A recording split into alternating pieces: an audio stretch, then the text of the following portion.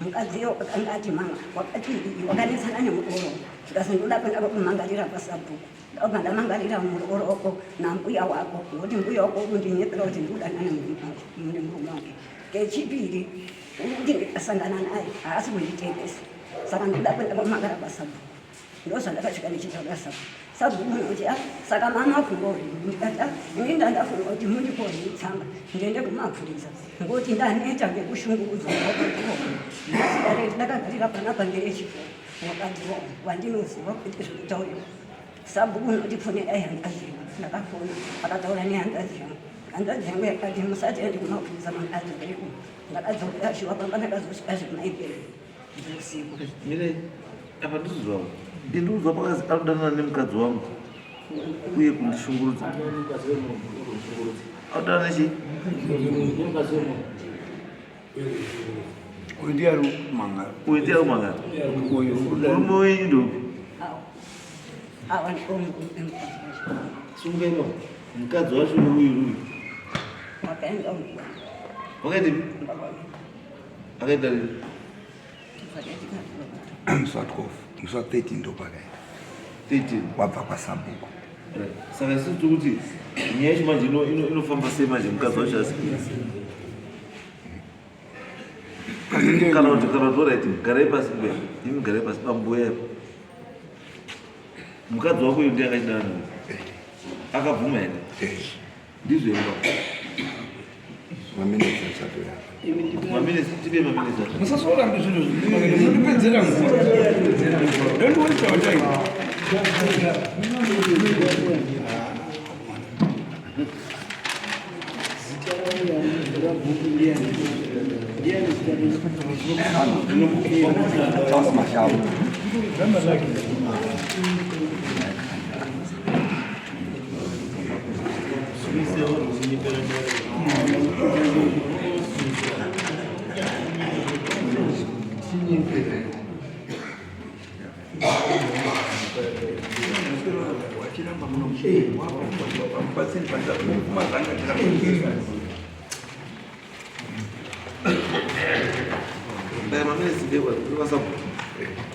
Sabu wacho ndiye Maura.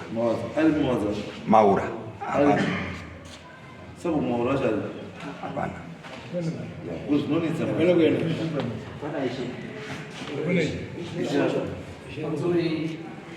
uma okay Pamusoro chekamira. yes no Pamusoro yemachina. Nyaya iyi yakapinda yakauya kuda. Amaya wakauya vachiripoti vachiti murume wavo ari kundishungurudza nekuti ari kudanana nemukadzi waMashava.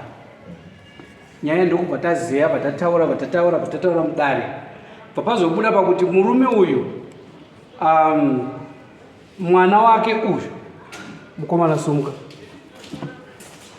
ari kutokonfema kuti zvechokwadi baba wangu waidanana nemukadzi wavo. Ndobva ndabvunza mudare kuti mwana unomuziva zvikanzi katatu zvanzi mwana wangu ndiye first born zvanzi zvechokwadi baba wangu wanodanana nemudzimai waMashava. Pobva pabuda nyaya yekuti haisiri nyaya yekutanga, nyaya idzi dzanetsa kubva kurupinda. Baba avo vakatotiza kurupinda nenyaya dzemadzimai aiwana. Vatorinawo mwana wakafa zvichikonzereswa nenyaya dzemadzimai ewana zvekuti umwe mudzimai akazosvika pakutaura kuti babawa ibhuru risingasiye ndowe mudanga.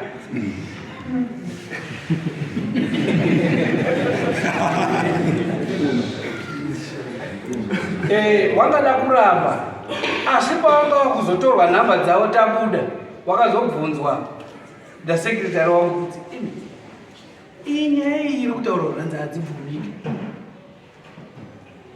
Wakatomboita futi kokasi nemwana wawo wadaidzwa watatu nenyaya dzemameseji. Uyu murume uyu abata meseji kumba adaidzwa uyu baba nemwana asati abuda. Baba wakabvunza mwana kuti nyaya iyi toiita sei, ndobvuma here? Mwana akati baba bvumai zviperi. Saka ndozvati kuti ngavarekedze kuramba vari kupedzera dare nguva. Saka tadaro ndakazobvunza ndikati right, kana imi muri kuti wamashawa, kana muri kuti imi mimba yenyu yaparara, muri kuda kuitirwei, muda kuripwei nekuda kwenyaya yemba yenyu? Zvikanzi ndoda mombe 5. Mai vobva vati inini nenyaya yekushungurudzwa, nekuti mai havachatogwa, vanga vasosatogara pamba, vanga vakugara kwasimbi kuzimunya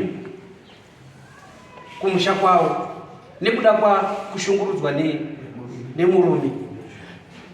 Hanzvadzi dzavo dzakasumuka dzikataura kuti baba vaivheni vana vechikoro tisitaibhadharira zvikoro nekuti baba havasapoti mhuri. Ini ndo mandazoti no, wona mukomana, nyaya ikaramba yakadaro manje hazvizobudiba. Chitaurana nasekuru, mai vadzoke pamba, iwewe chigara namai, nekuti mangwana pakazoitika chimwe chinhu iwewe ndiwo uri kutoonekera, chapedzisira wakulipa dzimwe mhosva dzakawanda. Saka ita kuti amai wadi taurana nasekuru, amai vadzoke pamba, iwewo uchengete amai wako, usachengeterwe mai kuchi kwana sekuru. Ita iwewo uchengete mai wako, siyana nezveunhu wababa wako, chengeta amai wako. Saka wakabva wati wanoda mombe 2 au bva wati mombe 5, ndobva ndati no, patasvika palevel iyi hachisiri level rangu pa, yakuda mambo, ndo saka wauya Changapeni. Akabvuma.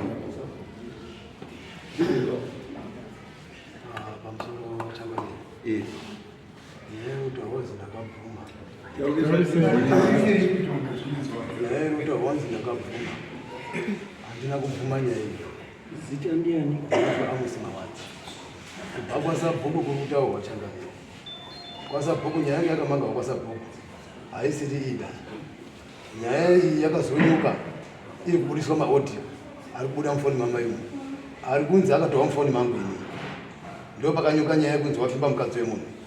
Nyaya yakanga yamangawa kwaSabhuku, yakanga yamangawa maaudio akatova mufoni mangu. Saka ndiye audio asikamboiramba ngeyangu yaiti audio ika munhu endakaisira audio haasiri mukadzi wewibo. Audio yaiti ndipe foni yangu, because mukadzi iyeyo ndandoti ndipe foni yangu. Mukadzi iye pane zvanandaona zvanga ari kuita, saka ndakabva ndakuti ndipe foni yangu. Mukadzi iye uyo takatouyana ndati wakanga wamupirei foni kwete mukadzi wewiba. Iye mukadzi iye wanga wamupirei foni. Right, ndatika Changamire. Chiri kuitika mumba mangu ini une dambudziko pana mai yake. But 2013 hauzimbiriwa ndati mukadzi iye wanga wamupirei foni. Ndakamupira kudanana naye mukadzi iyena kwete wewiba. Ndipo ndiri kuenda mukadzi iye mukadzi haana murume. Uyo ndutaura zve haana murume. Ndakazototora foni yacho yena ngekuona zvandikamuonera ainazvo acho. Saka watida muzvora kuti mukadzi uyu ndirei? Dambudziko ndinalo pana mai yako ndizosvikira kutsvaka vamwe vakadzi kunze kwete mukadzi wewiba. Idambudziko kubva 2013 handifuki naye kuna nge. Pakazonga pane tiri kwaChangamiro pakabuda nyaya yekunzi kungorara nebanga kungodini. Saka ndoda ndizive kuti kurara nebanga kwako kutaura kwacho igore ripi ngoti 2018 Shamani, baba wako aitana here nemudzimai wemurume? Yakaenda kwa sababu mwanzo soteitesa mashawa akauya vakandishedza ndakashedza mai vawaidamba kwavo vanzi namashawa udzokerai mashawa akanditi mwazi ndikudai nababa wako kundi wamai baba kuri padhuze baba wangu wazokutemere ine baba wako anditemere ndakasvika baba wako mbashikira mavheji ake nematemba baba kudiya kwa mashawa auya ndikazibombe mwanyi yakashaka mashawa akutemere mashawa shanga yakakura akutemere ndokumira nyaya dzaimusati zvada zvichabuda baba ndakavatora ndikabvanawo papa mashawa papakati amai nasamashawa nandadzi yakagara apa baba wakabvunzwa namashawa ndezi bruce mawadzi wabvunzwa namashawa wakataura kusungirwa nemukadzi wavo wazotarikamana machi vatengerana foni pana uye foni yemaodhi anofoni maamai zvakanga zviri kuenderana mukadzi wavo mashawa wakabvunzwa zvikagara vatise muna machi kuti dziri kumakuwa ndotarara tese tarasire matengera foni takazonetsana anotiswa ropa mashauri pakatisamboazvinzwa wamudzimai wenyu chitsvagai mangu atiende kunyanga kunekupereka unomatezvaro baba wakati asanga ane mari ndikutsvaga mari yekuti nditende ndopakafuma musa wa13 amusa wa14 mukadzi wamashawatisa amai wako warigamba wako anasekuru wako wanasekuru mushemoti amai wako washiya pamba neusiku Kumushaka mukadzi wako ndeuri? kunyanga Maybe yes, we can face it. Saka iwe tipe mafunda sechi emukadzi wako nehanzi vabereki vako tinoda mukadzi utawe kudai nasabhuku kuti mukadzi wako kana akaramba kuya sabhuku doti atitaurire kuti mushuya makasvika mamasvikirana papi, then we can use the law of probability kana iwewe ukafunga kuti wakangwana because iye chitadai inyaya yekuti anoziva kuti mukadzi muridzi wechii aifanira kunge akataura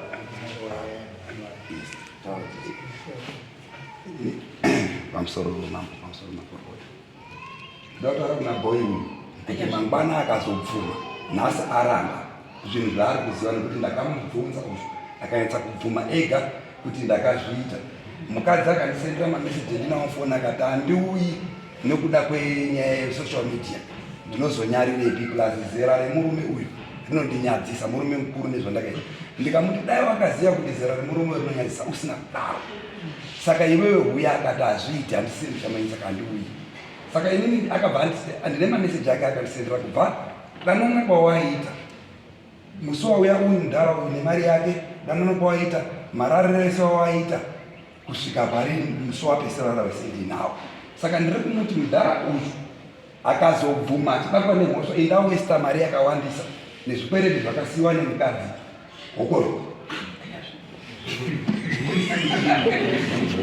baba ndaona chokwadi handina chokwadi chinopfuura apa kunze kwezvitiri kutaura ano isu takuti achamboendeni mberi pane nyaya isu hatingodara riko kufosa ino vamusikazivi ano tati isusu hatichaenderi mberi nenyaya wakomana chiita yekuti musi wa 4 wari anda chief anogara munyamuka musi wacho tichindobva kwacho chidawanyika kuma 4 o'clock baba wawakafona ndati ndikuzivise zvaitika kwani pasha nyaya ndairamba mukadzi akati mairamba sei iyo akambotongwa kwasabhuku murume wangu akakudaidzai mukabvuma baba wakampindura kuti saka uri dofo saka murume wako ataura kuti ndakakunyengerera ukandisendera mameseji ese uyu andika musi wacho igosvo ndikaataka mai avo mukadzi andinyepera kuti hanzi ndazwa namai wamakuwa aitamberera pamai pamba pamai avo vanomuona ari nebhoyi anga asenda saka ndiri kuti bhoyi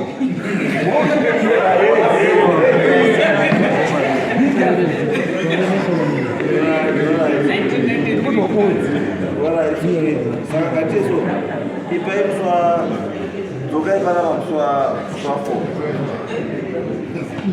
dzokai muswa 4 October chibva wasiya madetails aitotaura yacho ndichasiya baba wacho nake CIS madetails Kunya mkori pa. Urupa se. Ndokasema amba poni ndokasema nangu